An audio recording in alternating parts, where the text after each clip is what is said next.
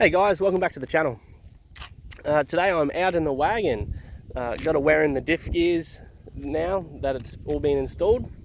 So I got the car back on Friday from my diff builder, who has now installed my Harrop Trutrac and 3.9 Dana diff gears. There was a bit of a spanner thrown in the works. Ended up finding out that a center bearing in the tail shaft, which only was replaced not that long ago, but obviously seemed to be of a cheaper quality, decided to give up the ghost.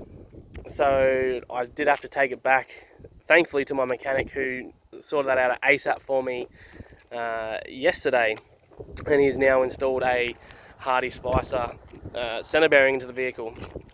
Yeah, so I'm out testing the car today. Just can't go anything over 80 at the moment, just while I wear the gears in. So I was just driving around, variating speeds, making sure it's all nice. At the moment, there is not a single unwanted noise coming from the diff.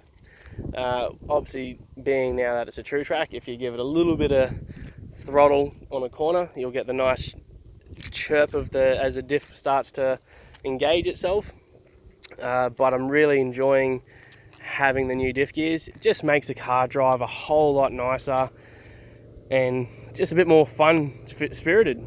So yeah, let's go for a drive. I'll take you with me and put in a few more kilometers and get this thing to where I can actually start giving it a little bit more fun. I'm gonna go for a drive, guys.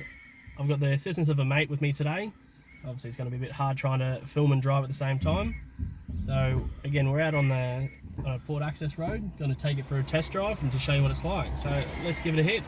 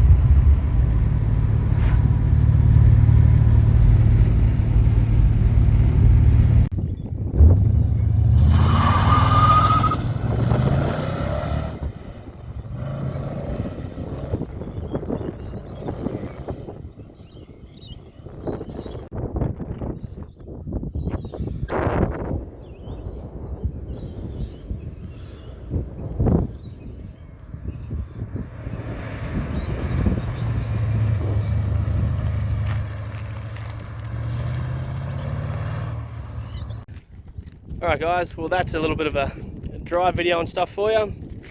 So yeah, just got another 100 or so kilometers to go and the diff should be right to have a bit of more of a hard life.